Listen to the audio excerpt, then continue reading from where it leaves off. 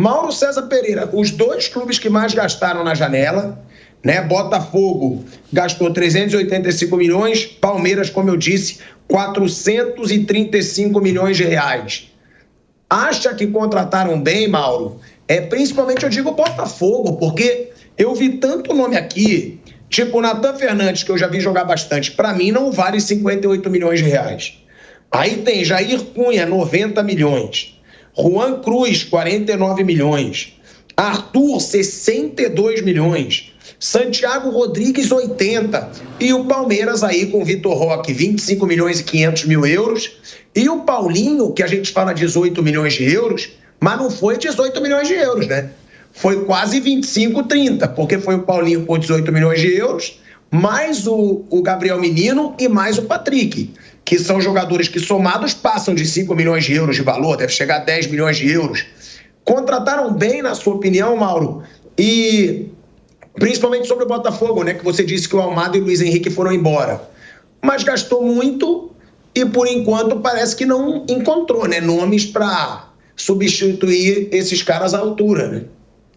Olha, falar dessas contratações do Botafogo e de cifras é uma tarefa, para mim, impossível. Eu não tenho essa capacidade, porque eu não consigo entender essa contabilidade. Ontem vi matérias sobre a crise financeira do Lyon, terrível, a situação é bem complicada, o clube que pertence à holding, a qual o Botafogo também, da qual ele também faz parte.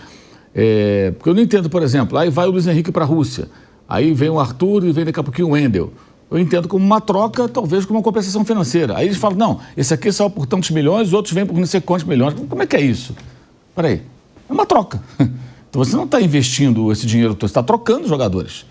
Você está dando Luiz Henrique, pegando dois caras, de repente recebendo mais algum ou pagando mais algum. Eu não consegui entender. Então eu nem me atrevo a falar sobre isso, porque realmente eu não entendo essa movimentação de mercado de MCO, sabe, uma empresa que tem vários clubes, acho meio complicado. Desculpa a minha incapacidade de compreender algo tão sofisticado. Agora, o Palmeiras é mais fácil entender. O Palmeiras está lá contratando jogador. Aí são jogadores caros e bons. Mas, assim, até o Vitor Roque dar resultado, talvez demore um pouco. Ele acabou de chegar, chegou na fase ruim do time, não parecia estar na sua melhor forma, né? O Paulinho nem estreou. Então isso vai levar um certo tempo, né? O que eu acho do Vitor Roque é que, para o Palmeiras, o ideal teria sido contratar por empréstimo com um valor fixado e metas. Aí eu não sei até que ponto a capacidade de negociação do clube e de aceitação ou não do Barcelona. Eu digo isso porque é um investimento muito alto num jogador que não se firmou em dois clubes na primeira divisão espanhola. Um deles o Barcelona e o outro o Betis, que hoje ganhou de Sevilha no derby da cidade, da Andaluzia, né, da região. Então você tem aí um jogador muito promissor, que já mostrou qualidades. Mas será que ele vale isso tudo? Porque quando o jogador vira o mais caro do futebol brasileiro, claro que a régua dele já vem lá no alto e a cobrança Por exemplo, quantos gols fez o Flaco Lopes ano passado? Acho que 22. Vou esperar que ele faça mais do que isso. Ele custou 150% a mais, aproximadamente, ou mais do que isso, então é normal. Então eu acho uma contratação ousada. Não estou dizendo que vai dar errado, não tenho a menor ideia do que vai acontecer. Ele é muito bom jogador, mas achei bem ousada. Paulinho é mais certeiro, embora machucado, que já está aqui no Brasil, mais maduro, já conhece o que ele pode e deve entregar, mas bem caro também. Acho que o Atlético, ali eu digo que o Atlético fez uma ótima venda, muito boa, muito boa. O Palmeiras saiu do seu comportamento anterior, e isso implica também na comissão técnica, porque agora o Palmeiras vai conviver com cobranças que eram mais em cima do Flamengo, né? Porque contratava jogadores muito caros, então tem que dar resultado, e teve um ano de 2023 que não ganhou nada, e nesse exato momento, desde que essa comissão técnica chegou, pela primeira vez o Palmeiras não é detentor de nenhum título.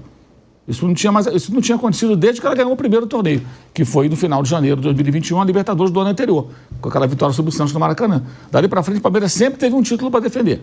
Copa do Brasil, Libertadores, Recopa, Campeonato Paulista, enfim, sempre campeão de alguma coisa. Brasileiro. Nesse momento, o Palmeiras não é campeão de nenhum torneio, nenhuma competição. Então, é um momento, de fato, de muita cobrança, delicado, e o torcedor é um torcedor acostumado a vitórias, sabe que o investimento é alto e ele vai cobrar. Isso é inerente à situação. Isso não tem nada a ver com o que foi feito antes. Nada a ver. Se você pensar assim, nenhum técnico... O Muricy nunca seria demitido do São Paulo. E foi demitido depois de ser eliminado de uma Libertadores pelo Cruzeiro. Porque ele ganhava o Brasileiro, mas não conseguia a Libertadores. Um dia teve uma crise, o Muricy foi embora do São Paulo, do cargo de técnico. Mas se fosse pensar só no histórico dele, ele ia ficar a vida inteira lá. As coisas são assim. Não estou dizendo que o técnico do Palmeiras será demitido, estou dizendo que ele está sendo questionado. Isso é inerente a esse momento. Há de se conviver com isso. Faz parte. Né? Faz parte e acho até que já está no clube há algum tempo para saber como funcionam as coisas no clube, de forma mais, digamos assim, específica, né? Qual o perfil da torcida do Palmeiras, como ela age, como ela reage. E ela está questionando porque ela sabe que pode ver mais. E hoje viu um jogo ruim do time. A derrota não aconteceu no detalhe. Não aconteceu porque, na minha opinião, o Botafogo investiu, mas ele não trouxe jogadores que sejam decisivos. O Luiz Henrique encampou hoje, fatalmente, o Botafogo venceria o jogo. As bolas que vieram no pé do Arthur, cara, o Luiz Henrique, dificilmente, uma delas ele ia encaixar. Ou ele ia fazer o gol, ou ele ia colocar alguém na cara do gol. Alguma coisa boa para o Botafogo ia acontecer. A diferença é muito grande do Luiz Henrique para o Arthur. Muito grande. Isso aí hoje chamou muita atenção, porque o jogo se ofereceu muito para o Botafogo, parecido até com aquele confronto do ano passado, quando o Botafogo venceu o Palmeiras no Brasileiro, que por uma má mudança, na minha opinião, do técnico do Palmeiras durante o jogo, o Palmeiras ficou aberto. E o Botafogo ali começou a ter muito espaço ali, conseguiu ampliar o placar e saiu com a vitória, que valeu ali o título brasileiro, na verdade. Aquela foi uma decisão, né? E aí entra uma questão também que eu sempre tenho falado. O Palmeiras tem colecionado fracassos dentro de casa. Derrotas de mata-mata, perdeu o Campeonato Brasileiro nessa derrota, foi em casa e perdeu o título paulista em casa, porque o gol do Yuri Alberto foi no Allianz Parque. O Corinthians só pôde fazer aquele jogo quinta-feira, aquele jogo horroroso, por sinal, dando chutão pra frente, toda hora, uma coisa assim medonha. Aliás, como não sabe ser jogando. O que faz o Ramon Dias? Agora só se elogia, que é um Campeonato Paulista, mas, cara, que jogo ruim. E que time limitado para conseguir trocar 3 passes. Só pode jogar daquela maneira, entrincheirado, boa parte do tempo, esticando bola e tentando ver se Depay, Yuri Alberto, alguém resolvia alguma coisa lá, Garro, como quase fez um gol, porque estava em vantagem porque fez um gol no Allianz Parque. Então o Palmeiras tem que lidar com isso e tentar identificar o que acontece. O mando de campo tão forte durante sequências invicto e tudo mais, e jogos capitais, essas derrotas que significam caminhadas interrompidas, buscando títulos ou títulos perdidos, nos casos recentes mais específicos. Agora, o Mauro falou o Mauro deu uma declaração que realmente gera o debate, porque ele disse, né, sobre a situação aí do Vitor Roque, que por ele seria melhor, né, Mauro, para eu também não botar a palavra na sua boca. Qual Mauro? Depende de qual Mauro, né? Mauro César Pereira. Ah, boa, obrigado. Que talvez fosse melhor ter contratado por empréstimo, né? Foi isso que você falou, certo? Certo, Mauro? Não entendi a pergunta. Que você falou que seria até melhor negociar, na sua opinião, o Vitor Roque por empréstimo, como ele foi mal em 2 clubes na Espanha. Sim, se fosse possível, sim. Aí é a questão da negociação. O Barcelona não aceitou, aí vai até onde quem estica a corda. Eu estou dizendo o que seria o melhor cenário, na minha opinião. Pelo valor... Sim. Exemplo, o Gabriel, quando veio da Inter para o Santos, depois o Flamengo, veio emprestado.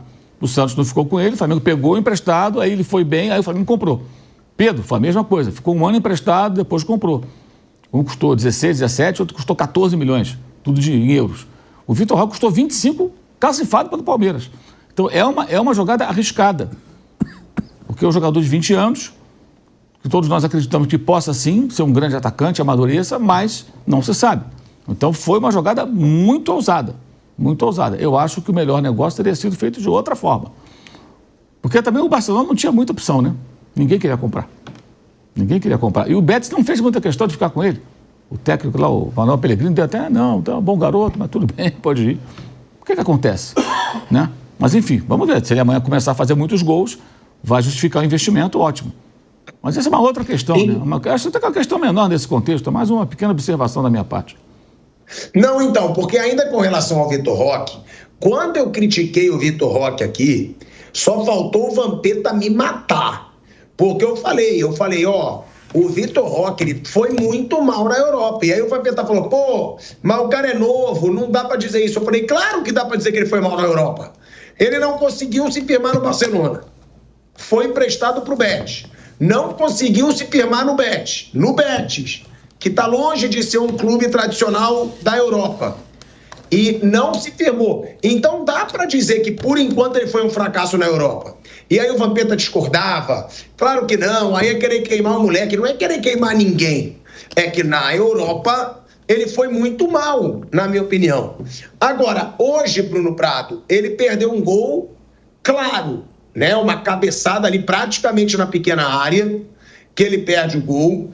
E é claro que não dá pra gente querer já falar sobre a passagem do Vitor Roque no Palmeiras. Ele tem 4 jogos. 4. Mas, por enquanto, pelo peso que ele chegou, né? Pô, chegou um cara de nível europeu, ele ainda não entregou. Foram 333 minutos, né? 4 jogos do Vitor Roque pelo Palmeiras, nenhum gol, nenhuma grande jogada. E, por enquanto, ele ficou marcado, foi pelo pênalti que ele se jogou, foi marcado pela arbitragem e o Palmeiras eliminou o São Paulo. Bruno, é muito cedo para falar sobre a chegada do Vitor Roque? É, mas, por enquanto, parece que ele ainda está sentindo a pressão dessa volta ao Brasil depois de uma passagem mal sucedida pela Europa, né? Acho que ele está se adaptando, se achando. Ele é muito diferente do Flaco Lopes. O Flaco é um jogador de área, um jogador que, para um time que cruza muitas bolas, ele até é mais fácil para o Flaco Lopes. O Vitor Roque não é um jogador de bola aérea, é um jogador para receber bola em profundidade. O Palmeiras está com dificuldade de colocar ele no jogo. Então, acho que é cedo ainda para falar dele no Palmeiras. Ele ainda vai ter todo o brasileiro pela frente, tem Libertadores, tem Copa do Brasil, tem bastante coisa, tem o Mundial de Clubes. Então, ele ainda tem muito jogo. Acho que é cedo e ele está no momento que o time ofensivamente não está rendendo. Então, isso atrapalha ele, atrapalha todo mundo. O Vitor Roque, ele não é um jogador que você deve esperar jogadas do Estevão, por exemplo, é outra coisa. Ele é um jogador, ele é um cara que faz gols, O Vitor Roque é daqueles jogadores que dá para você medir o desempenho muito pela quantidade de gols. Ele não é um cara que vai entregar assim, jogadas brilhantes. Ele sabe jogar fora da área, mas assim, ele sabe jogar não voltando muito, arrancar da intermediária para frente uma bola em profundidade. Ele tem força, tem velocidade para chegar e fazer uma jogada dessa maneira. Ele não é um cara que fica só na área, mas ele é um espaço mais curto, não é um cara que dá para esperar muita coisa fora da área, dá para esperar uma bola em profundidade para ele arrancar num espaço curto. Então é mais ou menos isso o Vitor Roque, assim, coisas que o Estevão faz ele não vai fazer. É um outro tipo de jogador.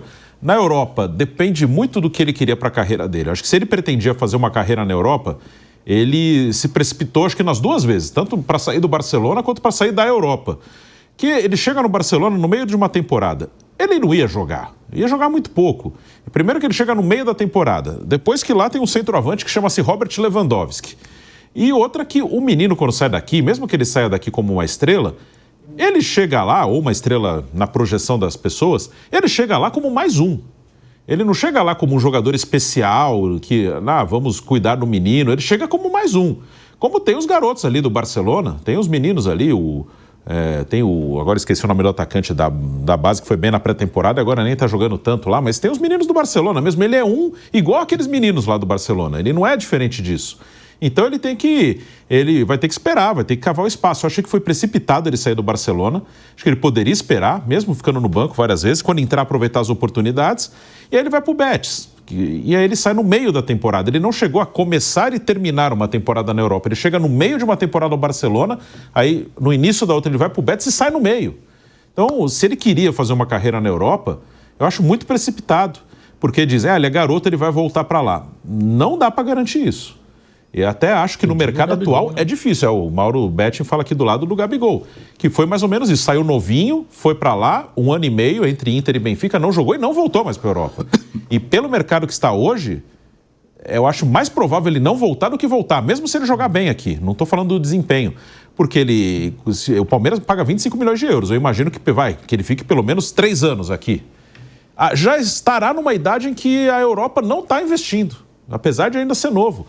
Acho que o que poderia levar ele de volta a um grande clube da Europa seria, começa a fazer muito gol no Palmeiras, aí é convocado para a seleção, começa a meter gol na seleção, aí é uma outra coisa. Mas se ele fizer gol no Palmeiras assim, mas não ao ponto de ir para a seleção, virar um titular da seleção, acho muito difícil que ele volte para a Europa. E tem outra coisa ainda, né? Porque eu falei do lance, eu achei esse gol perdido por ele hoje até meio bizarro.